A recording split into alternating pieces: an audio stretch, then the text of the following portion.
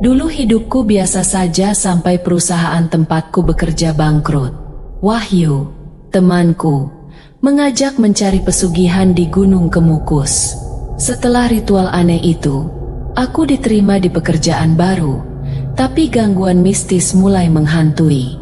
Suara wanita menangis dan bayangan misterius mengubah hidupku jadi horor. Ingin tahu kelanjutan cerita selanjutnya? Tonton video ini sampai habis dan jangan lupa gunakan headset agar ceritanya lebih terdengar menyeramkan.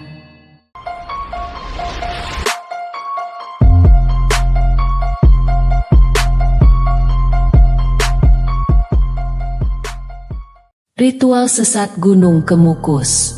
Perkenalkan, namaku Adi, seorang karyawan di salah satu perusahaan di Jawa Tengah. Hidupku, yang dulu tenang dan berkecukupan, tiba-tiba terbalik ketika perusahaan tempat aku bekerja mengalami kerugian besar. Pemimpin kami tersandung masalah hukum dan harus masuk penjara.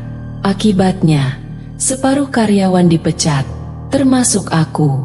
Aku tidak memberitahu orang tuaku di kampung, karena tidak ingin membuat mereka khawatir. Waktu itu, aku berjanji akan membangun rumah untuk mereka saat pulang nanti. Dengan beban yang berat, aku sempat depresi dan hampir kehilangan kendali. Pernah, aku mencoba bunuh diri karena merasa hidupku tak lagi berarti. Namun, dalam kegelapan itu, aku bertemu dengan rekanku, Wahyu, yang juga dipecat dari perusahaan yang sama. Dari obrolan kecil kami, aku semakin terjerumus dalam jurang dosa yang kini aku sesali. Pagi itu, seperti biasa, aku membeli makanan di warung langgananku dan bertemu Wahyu. "Gimana kabarmu, Di?" tanyanya. "Berat, Yu. Aku mau pulang gak ada biaya. Kalau gak pulang, orang tuaku telpon terus," jawabku tanpa memandang wajahnya. Kami berbicara tentang betapa sulitnya mencari pekerjaan baru dan Wahyu tiba-tiba mengusulkan pesugihan. "Pesugihan ayak bro sepet," ajaknya. "Mail za yujang-yujangnya minta tumble," jawabku santai. "Percaya dah sama gua. Aku ada info tempat pesugihan manjur tanpa tumbal," ucap Wahyu yakin. Singkat cerita, kami menuju Gunung Kemukus. Sesampainya di sana, setelah melakukan ziarah, kami kebingungan karena menurut juru kunci, tempat itu tidak bisa digunakan untuk pesugihan. "Di sini cuma tempat ziarah, Mas. Kalau ada perlu lain, saya tidak ikut campur," kata bapak juru kunci tanpa menatap mata kami. Wahyu tetap yakin tempat itu bisa digunakan untuk pesugihan, meskipun aku sempat jengkel dengan jarak yang sudah kami tempuh. Saat kami hendak pulang, seorang lelaki parubaya memanggil kami dan menanyakan maksud kami datang ke Gunung Kemukus. "Pak, di sini kalau mau cari pesugihan di mana?" tanya Wahyu tanpa basa-basi. Lelaki itu, dengan santai, mengajak kami ke salah satu warung kopi di sekitar makam. Dia menjelaskan bahwa di tempat itu memang sering digunakan untuk pesugihan dan mengharuskan pelakunya melakukan hubungan intim dengan orang yang bukan pasangan.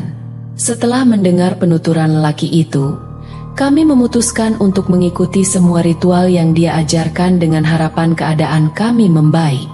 Ritual itu termasuk berhubungan badan dengan perempuan yang disediakan khusus untuk para pencari pesugihan. Ajaibnya, beberapa bulan kemudian, aku diterima bekerja di perusahaan yang sebelumnya menolak lamaranku. Bahkan, aku diangkat ke posisi yang lebih tinggi dari sebelumnya. Namun, kesibukanku di pekerjaan membuatku tidak bisa melanjutkan ritual tersebut. Aku merasa semua keinginanku sudah terpenuhi, sehingga aku memutuskan berhenti. Saat itulah kejadian aneh mulai menghampiriku. Malam pertama aku merasa ada yang mengawasi. Aku mendengar suara wanita menangis di kamar tidurku. "Iks-iks-iks." Suara itu membuatku terkejut. Aku menoleh ke kanan dan kiri, namun tidak ada siapa-siapa. Aku keluar dari kamar tidur dan melihat seorang perempuan parubaya duduk di kursi ruang tamu. Aku menyalakan lampu, tapi sosok itu menghilang. Aku berjalan keliling rumah, memastikan semuanya baik-baik saja. Malam berikutnya, suara tangisan itu kembali terdengar, lebih kencang dari sebelumnya. Aku membuka pintu kamar dengan perasaan kesal. Kali ini, aku melihat seseorang berjalan di depan rumahku. Aku membuka pintu dan berteriak, namun tidak ada siapa-siapa. Aroma busuk tiba-tiba menyebar, membuatku berjalan ke samping rumah untuk mencari sumber bau tersebut. Saat aku mencapai halaman samping, bau itu semakin kuat. Aku menggali sedikit tanah di tempat aroma busuk itu paling kuat dan menemukan tubuh wanita yang mulai membusuk. Aku terkejut dan merasa mual. Aku segera melaporkan penemuan itu ke polisi. Polisi datang dan mengidentifikasi tubuh wanita itu. Dia adalah salah satu wanita yang sering terlihat di sekitar Gunung Kemukus. Mereka menyelidiki lebih lanjut dan menemukan bahwa wanita itu telah hilang selama beberapa minggu. Kasus ini menjadi perhatian media dan mengundang banyak spekulasi tentang aktivitas di Gunung Kemukus. Sejak penemuan itu, gangguan di rumahku semakin parah. Setiap malam, aku mendengar suara-suara aneh, bayangan bergerak, dan merasakan sentuhan dingin di tubuhku. Aku tidak bisa tidur dan sering terbangun dengan perasaan ketakutan. Aku mencoba mencari bantuan dari orang pintar dan paranormal, namun gangguan itu tetap ada. Suatu malam, aku bermimpi buruk. Dalam mimpi itu, aku melihat wanita yang tubuhnya kutemukan. Dia menatapku dengan tatapan penuh kebencian. Dia mengatakan sesuatu yang membuat darahku membeku. Kamu telah mengganggu tempatku, dan kamu akan membayar harganya. Aku terbangun dengan keringat dingin membasahi tubuhku. Hari demi hari, kehidupanku semakin memburuk. Aku tidak bisa fokus bekerja dan kesehatanku menurun drastis. Aku merasa ada yang mengikutiku kemanapun aku pergi.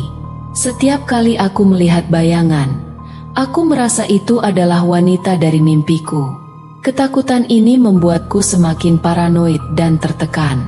Akhirnya, aku memutuskan untuk kembali ke Gunung Kemukus. Aku ingin mencari jawaban dan mungkin meminta maaf atas apa yang telah kulakukan. Sesampainya di sana, aku bertemu dengan lelaki parubaya yang dulu membimbing kami.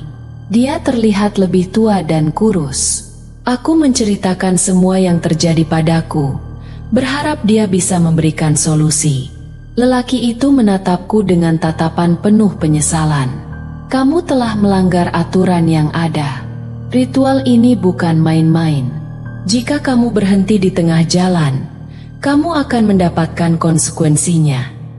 Dia menyarankan agar aku kembali melakukan ritual untuk menenangkan arwah wanita tersebut. Dengan berat hati, aku mengikuti sarannya. Aku melakukan semua ritual seperti yang diajarkan dulu, berharap bisa mengakhiri mimpi buruk ini.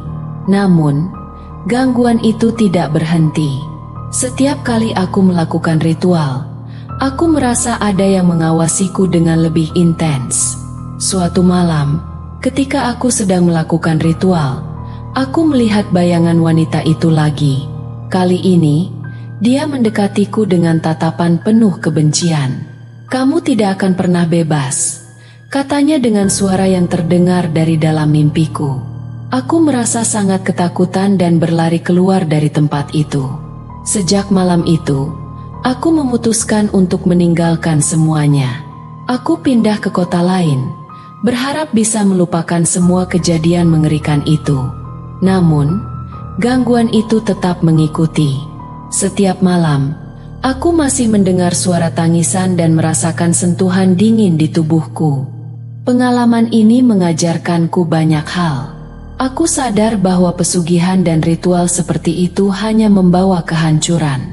Aku berharap cerita ini bisa menjadi pelajaran bagi kalian semua, agar tidak tergoda untuk mencari jalan pintas yang berbahaya.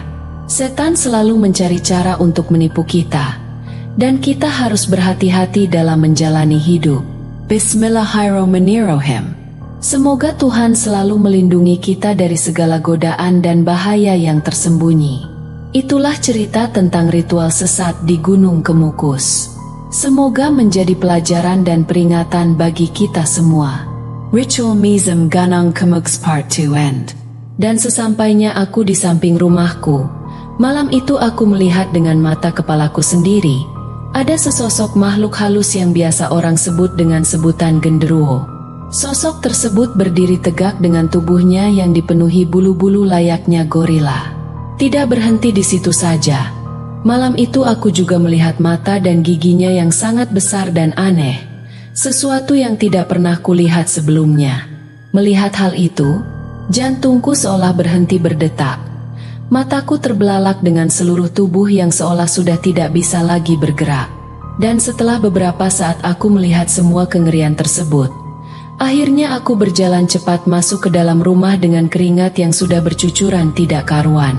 Sesampainya di dalam rumah, tentu saja aku seketika kembali mengunci pintuku dan masuk ke dalam kamar tidurku dengan perasaan takut yang sudah sangat tidak bisa lagi kutahan. Namun sayangnya, semua itu tidak berhenti di situ saja. Di tengah-tengah aku masih ketakutan. Lagi-lagi aku mencium aroma busuk yang kini tercium kuat dan seolah bersumber tidak jauh dari tempat tidurku.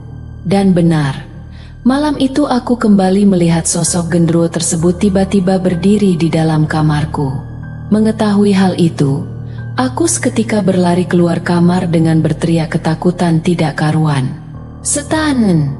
teriakku sambil berlari keluar kamar tidurku dan masuk ke kamar tidur lainnya karena memang kamar tidur di rumahku ini lebih dari satu. Sesampainya aku di kamar satunya, aku seketika berbaring dan masuk ke dalam selimutku dengan jantung yang terus berdetak kencang tidak beraturan.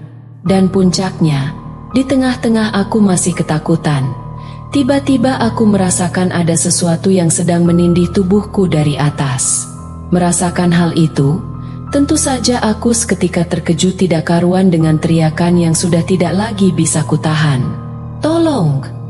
teriakku sambil berusaha membuka selimutku yang saat itu memang sebelumnya kugunakan untuk membalut tubuhku. Dan ketika selimutku sudah terbuka, saat itu aku melihat tepat di atasku dan tepat di depan wajahku, ada wanita berwajah rusak yang saat itu berbaring tepat di atas tubuhku. Berat badannya saat itu sudah tidak lagi bisa kugambarkan. Bagaimana tidak? Saat itu, ketika sosok tersebut berada di atas tubuhku, aku sangat kesulitan untuk bernapas.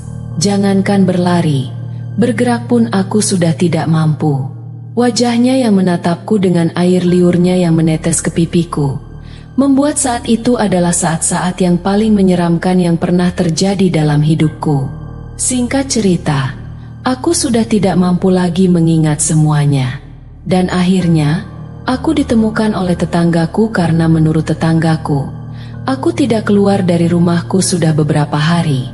Ketika aku ditemukan, aku dalam kondisi tidak memakai baju dengan seluruh tubuhku dipenuhi luka cakaran yang entah dari mana asalnya. Setelah kejadian tersebut, aku sakit keras dengan tidak lagi bisa bangun dari tidurku. Hari-hariku kuhabiskan di tempat tidur dengan rasa sakit yang kurasakan yang sepertinya sangat sulit untuk dijelaskan. Ketika adzan subuh berkumandang, tubuhku rasanya seperti sedang ditusuk-tusuk oleh seseorang.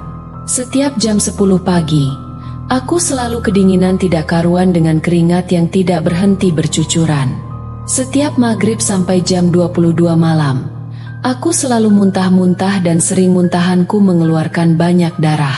Dan tidak berhenti di situ saja. Selain setiap malam aku tidak bisa tidur dengan tenang, di tiap tengah malam, aku seolah didekap oleh seseorang dengan diiringi aroma busuk yang selalu tercium sangat menusuk. Anehnya, dengan keadaan yang kualami saat itu, dokter menganggap jika tidak ada satupun penyakit yang membahayakan yang sedang mengancam nyawaku. Dan akhir cerita, aku dibawa oleh keluargaku untuk kembali pulang ke kampung halamanku. Di sana aku diobati medis, alternatif, dan spiritual. Hingga akhirnya, seiring berjalannya waktu, aku berangsur-angsur membaik. Namun hingga cerita ini ditulis, aku masih sering sekali merasakan jika tiap malam ada seseorang yang sedang menemaniku beristirahat. Menurut tetua adat kampungku, Aku memang diikuti oleh makhluk halus yang sepertinya datang sengaja untuk menggangguku. Semua itu terjadi karena perbuatanku yang datang ke tempat pesugihan dan sudah melakukan sebuah perjanjian dengan setan. Kini semua hartaku sudah habis seluruhnya. Sejak aku sakit waktu itu, aku seketika dipecat dari perusahaan tempat aku bekerja. Semua biaya perawatanku ternyata telah menghabiskan semua harta yang telah kembali aku kumpulkan. Bahkan, aku juga diusir dan tidak diperkenankan untuk kembali ke kontrakanku, entah apa alasannya.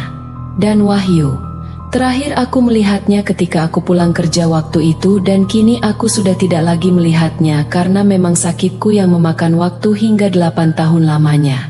Dan yang membuat aku terkejut adalah aku mendengar kabar jika Wahyu meninggal di dalam kamar mandi tempat dia bekerja dengan keadaan telanjang dada. Kabar tersebut tentu saja membawa kesedihan tersendiri bagiku, karena selain dia adalah rekanku, aku dan Wahyulah yang telah melakukan sebuah perbuatan yang sepertinya menjadi awal semua kejadian dengan akhir yang tidak seperti yang aku bayangkan. Dengan dibagikannya pengalaman ini, aku sangat berharap tidak ada lagi orang-orang di luar sana yang bernasib sama seperti apa yang aku alami saat ini. Karena pada dasarnya, menyekutukan Tuhan adalah tindakan yang sangat tidak bisa dimaafkan. Gunung Kemukus adalah tempat sakral yang di dalamnya terdapat sebuah makam yang seharusnya digunakan sebagai tempat berziarah dengan tetap berdoa kepada Tuhan. Praktek pesugihan yang ada di tempat tersebut semuanya adalah tipu daya setan yang sangat tidak dianjurkan untuk dilakukan. Terima kasih telah menonton. Like and subscribe dan tekan lonceng notifikasi. Siapkan diri kalian untuk kisah yang lebih gelap dan menyeramkan di episode berikutnya. Sampai jumpa di kegelapan.